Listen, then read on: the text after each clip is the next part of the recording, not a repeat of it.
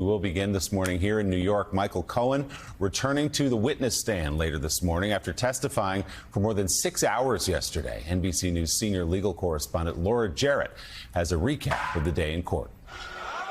A highly anticipated courtroom showdown. Prosecutor star witness Michael Cohen, former President Trump's self-described fixer turned fierce critic, telling the jury Mr. Trump directed him to pay off an adult film actress days before the 2016 election to protect his campaign. Michael Cohen, a liar. Everything required Mr. Trump's sign-off, Cohen told the jury, testifying Mr. Trump was furious in 2016 when he learned Stormy Daniels was still trying to sell her story of sex with the former president, telling Cohen, "I thought you had this under control." Cohen explaining he'd managed to suppress Daniels' story years before, but it resurfaced on the heels of the Access Hollywood tape. And Cohen feared if Daniels went public, it would be, quote, catastrophic for the campaign. Saying Mr. Trump told him, just take care of it. This is a disaster. Women are going to hate me. Guys may think this is cool, but this is going to be a disaster for the campaign. Cohen said Mr. Trump told him he met Daniels at a golf tournament, describing her as a beautiful woman. Mr. Trump has denied he had sex with Daniels and pleaded not guilty to charges of illegally disguising his reimbursement checks to Cohen as legal expenses on his internal books and records. The defense team arguing there was no crime, that Cohen was his personal attorney at the time, handling a personal matter to avoid his family embarrassment. Former Trump aide Hope Hicks previously testifying Mr. Trump did not want newspapers with details of a hush money payment to a different woman delivered to their home.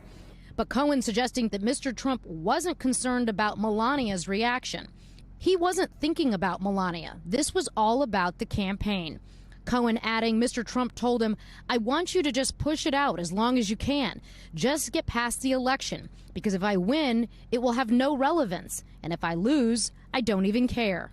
Cohen testifying that he told Mr. Trump he would pay Daniels as part of a non-disclosure agreement, opting to use money from a home equity line of credit.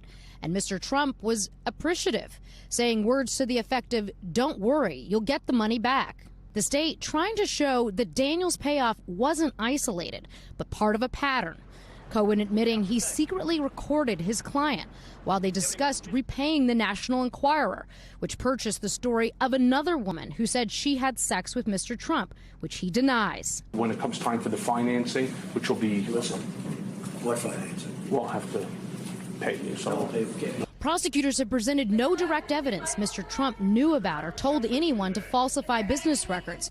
So Cohen's credibility here, key. Telling jurors Mr. Trump never used email because too many people have gone down once prosecutors obtain their emails. Cohen, now a disbarred attorney who has been convicted for lying under oath. The defense argues he's out for revenge after he didn't get a job in the White House. Cohen testifying he would have liked to have been considered for White House Chief of Staff for his, quote, ego. There's no fraud here. There's no crime here.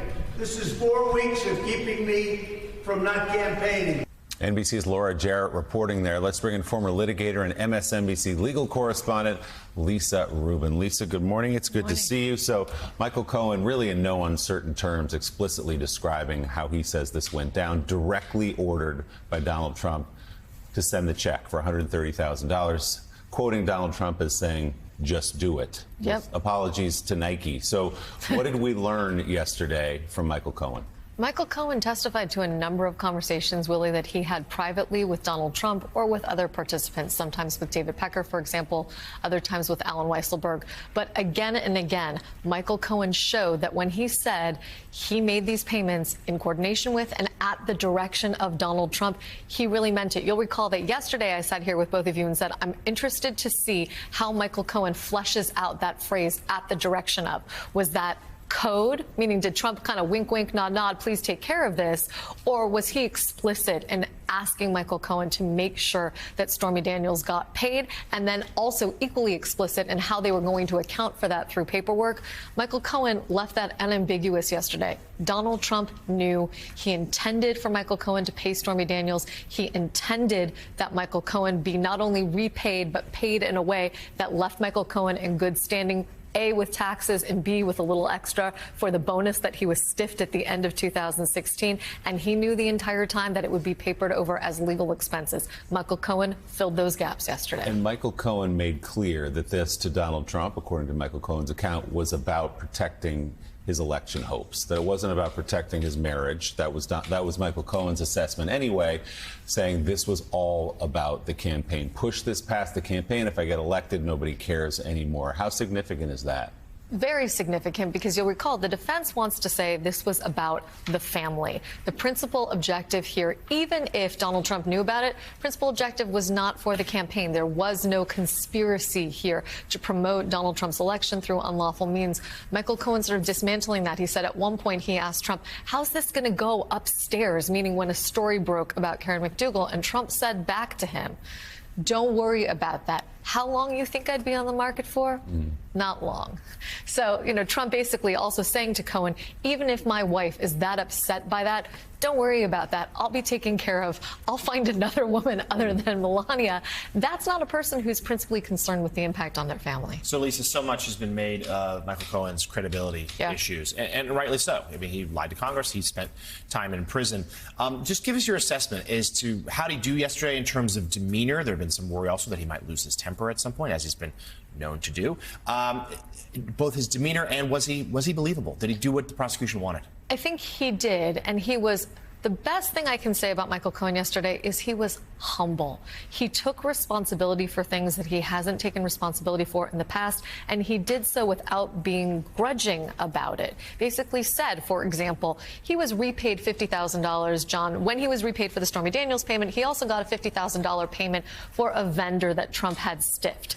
He had paid that vendor partially, but not totally, and yet he asked the Trump Organization, give me all $50,000. What did he cop to yesterday on the stand? He pocketed the remainder of that. So Michael Cohen taking responsibility yesterday, not only for conduct we already knew about that's been charged, but all sorts of other conduct, including bullying and lying for the former president dozens and dozens of times, not being the best guy, and also copping to basically uncharged criminal conduct yesterday. For example, lying in his statements to First Republic Bank when he was trying to open an LLC account, the vehicle through which he repaid Stormy Daniels. If he can keep that demeanor on cross-examination, maintain that same humility, I think his credibility will be better off than people think. At the same time, I watched your segment earlier this morning with Matt Lewis.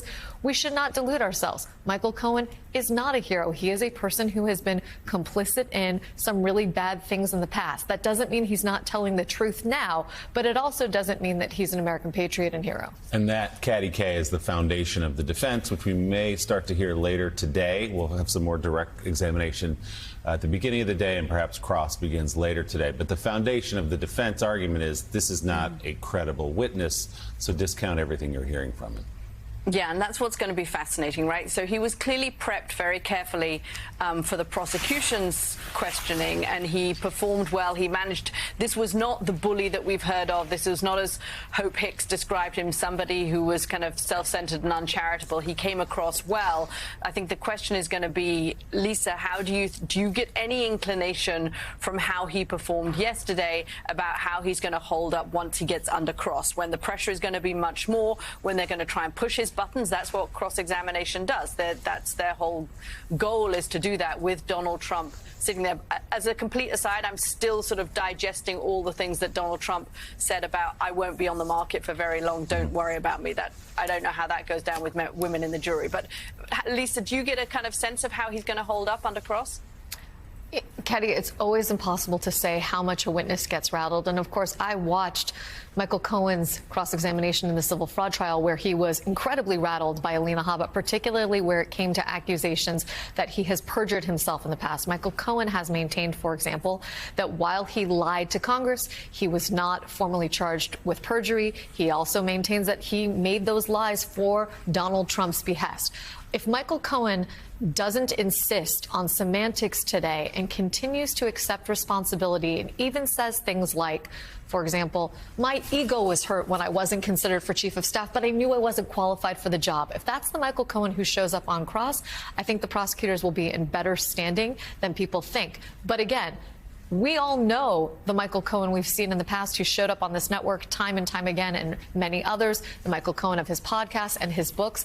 If that's the guy who appears at cross-examination, that's going to be a different story for the prosecution. So let's see how Michael Cohen performs today. I will say yesterday was the most humble I've ever seen Michael Cohen, and I was pleasantly surprised to see him accept so much responsibility and even take it all on the chin, say that he loved the job that eventually turned out to be a massive disappointment to him, and that's an understatement. One interesting note among many yesterday in Cohen's testimony is that he ascribed the infamous line "locker room talk" about the Access Hollywood tape to Melania Trump. Said that line was her idea. MSNBC legal correspondent Lisa Rubin, we will see you tomorrow morning. Thanks so much.